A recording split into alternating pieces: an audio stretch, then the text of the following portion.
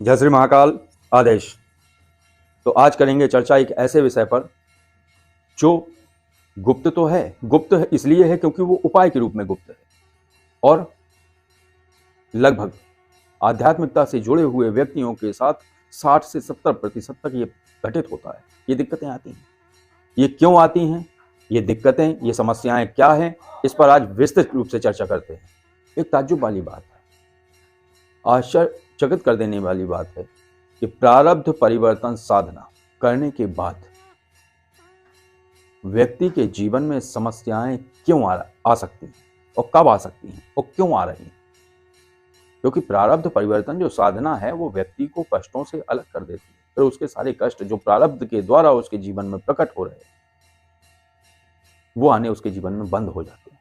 सभी के 99% लोगों के साथ यही होता है, लेकिन 1% वो कौन लोग हैं जो प्रारब्ध परिवर्तन साधना करने के बाद भी घसे पड़े हैं।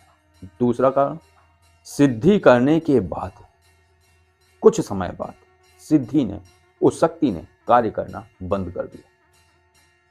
तीसरा कारण, उसी से जुड़ी हुई शक्तियां वरदायी ना होकर श्राप घटित करने लगी। बड़ी प्रचंड भयंकर स्थितियां हैं ये, इनको समझना होगा। कहाँ दिक्कत आ रही है, इस दिक्कत को मैंने बहुत गौर से समझा है और उससे निकलने का सूत्र भी समझा है कि कहाँ दिक्कत। क्योंकि ये दिमाग में ही नहीं आता है कि अगर ये ऐसी सिचुएशन है, सिद्धि करी है, कुछ समय तक शक्ति सब कुछ बताती रही, लेकिन अब शक्ति कुछ नहीं बता रही है, शक्ति ने साथ छोड़ दिया है। पूर्व जन्म से जुड़ी हुई शक्तियां, उसकी खुद की अर्जित सिद्धि करी हुई शक्तियां पहले वरदायी थी, वरदान देने वाली थी, उसको आगे बढ़ा रही थी। अब सभी शक्तियां मिलकर उसको श्राप प्रकट कर रही हैं उसके जीवन में। ये बड़ी भयंकर स्थितियां हैं। क्यों पलट जाता है, क्या कारण है? ऐसी कौन सी क्रियाएं हैं जो व्यक्ति कर डालता है जाने अनजाने में और फिर ये चीजें घटित होती हैं। चौथा एक और कारण कि किसी भी चीज में हाथ डाला, किसी भी कार्य में हाथ डाला, कार्य जड़ से ही खत्म हो गया। सोने को हाथ लगाया, वो रेत बन के हाथ से फिसल गया, जैसे राजा नल के साथ था। ये बड़ा भयंकर दुर्भाग्य है। आखिर वैसे तो प्रारब्ध परिवर्तन से सारे दुर्भाग्य दूर हो जाते हैं। तो अब करते हैं चर्चा इसी विषय पर। क्या होता है कि प्रारब्ध परिवर्तन साधना का अर्थ है आपके पूर्व जन्म के सभी कर्मों को रोक कर आपको न्यूट्रल करवा देना। ये कोई व्यक्ति नहीं करता है, ये सब बाबा महादेव की कृपा से होता है। और बाबा महादेव की कृपा जब मिलती है, जब उन विशेष प्रक्रियाओं को करा जाता है। तो जब वो व्यक्ति न्यूट्रल हो गया, ना उसके पास पीछे का है कुछ, ना उसके पास आगे का है कुछ। अब क्या होता है कि एक चौपाई है रामचरितमानस में कि अनुज बधु भगिनी सुतनाली सुन सठ कन्या सम ए चारी इन्हीं कुदृष्टि। यह कुदृष्टि की ही बात आई, तो बुरी दृष्टि से इन्हीं कुदृष्टि विलोकई जो ही ताही बधे कछु पाप। इसको मार डालने से भी पाप नहीं लगता है ऐसे व्यक्ति को जो अनुज बधु भगिनी सुतनाली, भाई की पत्नी, पुत्र की पत्नी, सुतनाली और मतलब समस्त जो अन्य की स्त्रियां हैं। और एक और है चौपाई कि जननी समझानो प्रणाली, जिनके ये ध्येय हो जाते हैं कि जननी समझानो प्रणाली धन पराव विस्ते विस्वारी। ये पक्का मान लीजिए कि प्रारब्ध परिवर्तन साधना से उसे विशिष्ट लाभ होगा, ऐसा लाभ होगा जिसके जीवन में ये दो चीजें, दो चौपाइयां, दो पंक्तियां जिसके जीवन में उतरी हुई हैं, तो उसके जीवन में कभी कष्ट आना ही नहीं है। आजमा के देख ले। और सारी प्रक्रियां, ये चारों कारण केवल एक ही वजह से है, कुदृष्टि, ब्रह्मचर्य तोड़ना, उल्टे पुल्टे कार्य करना, इधर उधर घूमना, विवाहित होते हुए भी कई स्त्रियों से संबंध रखना। आप खोज सकते हैं, कोई भी सामने नहीं कबूलेगा, अपने अंदर झांक के देखिए। तो शक्तियां कब रोष्ट हो जाती हैं? शक्ति सभी नहीं, मैं सभी की बात नहीं कर रहा हूं। आंतरिक चेतना, शिव शक्ति, विशुद्ध अघोर मार्ग, इस जगह से शिष्यवत होकर अगर आपको चीज प्राप्त करते हैं तो उसके साथ ये सारे नियम लागू होंगे। लेकिन तम प्रसाद साधना में ये लागू नहीं होगा। इसमें आप स्वच्छंद हो, जो करना है करो। लेकिन अन्य साधना या सिद्धियां अगर आप करते हो, अगर आप ब्रह्मचर्य का पालन नहीं कर पा रहे हो, अगर आप यहाँ ब्रह्मचर्य तोड़ने से भी बात नहीं, यहाँ कुदृष्टि से भी बात है कि अगर आपके मन में हलचल होती है, इस हलचल को बंद कर दीजिए। जब तक ये हलचल रहेगी तब तक आपका भाग्योदय होने से रहा, कुछ नहीं होने वाला है।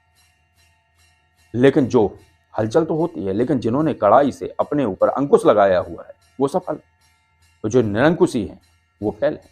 उनके जीवन में ये चारों प्रकार की समस्याएं प्रकट होंगी। तो मैं तो केवल इतना बताना चाहता था कि जीवन में आ रहे घर्षण और तमाम सिद्धि साधना करने के बाद भी आप वहीं के वहीं हो, तो उसका कारण यह है कि आपने ये फॉलो नहीं किया कि जननी समझानो पर नारी धन पराओ विस्ते विस्पारी। अपनी माता के समान समझना होता है किसी भी स्त्री को, किसी भी औरत को। अगर आपका विवाह हो गया है तो बस वो अर्धांगिनी है, वो अद्वैत है। तुम और वो दो नहीं हो, तुम और वो एक ही हो, लेकिन अन्य अन्य है। तो अपने आप को संभालना होगा। अगर प्रारब्ध परिवर्तन साधना करने के बाद भी आपके जीवन के संकट दूर नहीं, क्योंकि मैंने देखे हैं 2 लोग हैं, 35 लोगों में केवल 2 लोग हैं, और दोनों के स्वभाव से मैं परिचित, कौन कितने पानी, और वो झंझटों से घिरे हुए हैं। अब वो खुद समझ सकते हैं कि कौन। इसलिए पहले अपना सुधार करना बहुत आवश्यक है, क्योंकि शक्तियां ऐसे काम नहीं करती हैं। दूसरी बात, प्रारब्ध परिवर्तन साधना के साथ साथ जब जैसे ही साधना करो उसके बाद प्रत्येक अमावस्या पे आपको रुद्राभिषेक कराना ही कराना है 6 माह तक। और रुद्राभिषेक आप करा लिए, साथ में आपकी अगर प्रवृत्ति भी अच्छी है तो आप निश्चित रूप से लाभान्वित होंगे। लेकिन अगर प्रवृत्ति सही नहीं है तो वो जो न्यूट्रल आप आए थे, पीछे का सब खत्म होगा, लेकिन आगे का आपने रच लिया। तो जब जैसे ही आपने आगे का रचा तो यहाँ न्यूट्रल हो गए। अब आप उस क्षेत्र से बाहर हो कि इस जन्म का किया अगले जन्म में मिलेगा, नहीं, अब इसी जन्म का किया आपको इसी में मिलेगा। तो इसलिए जितना अच्छा कर सको उतने अच्छे लाभान्वित हो गया। आप अगर 100 माला जाप करते हैं तत्काल आप इसी समय, इसी जीवन में आपको वो 100 माला का पुण्य फल प्राप्त होगा। अगर इसी समय आपने कुत्ते को उठा के कुएं में फेंक दिया तो इसी जीवन में ये भी प्रकट हो जाएगा, क्योंकि आप न्यूट्रल हो चुके हो।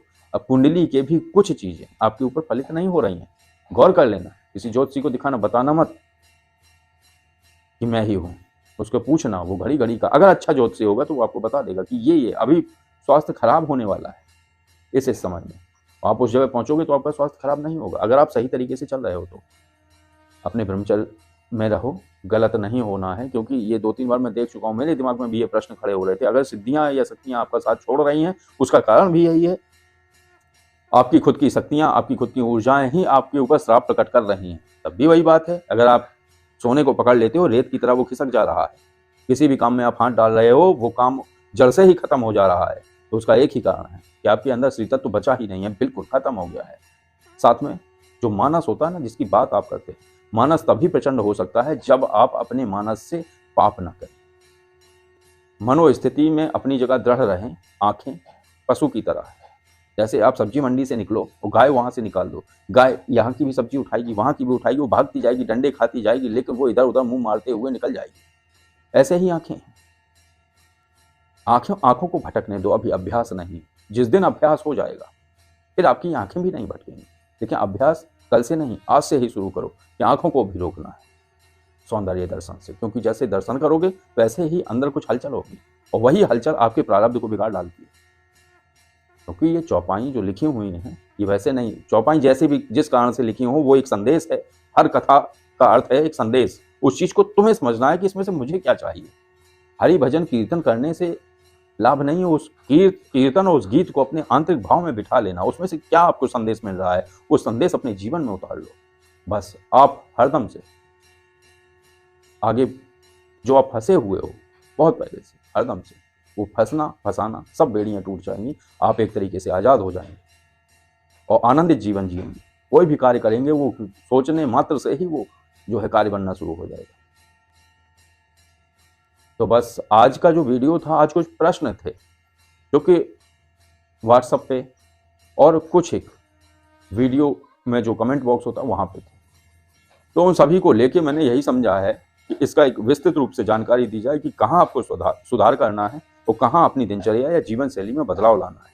तो वो सभी चीजें आप प्राप्त कर लोगे जो अभी आपको बहुत जटिल लग रही हैं, जो एक बड़ा भयावह दानव की तरह खड़ा हुआ कि जिस काम में हाथ डालो वही काम ही नष्ट हो जाता है।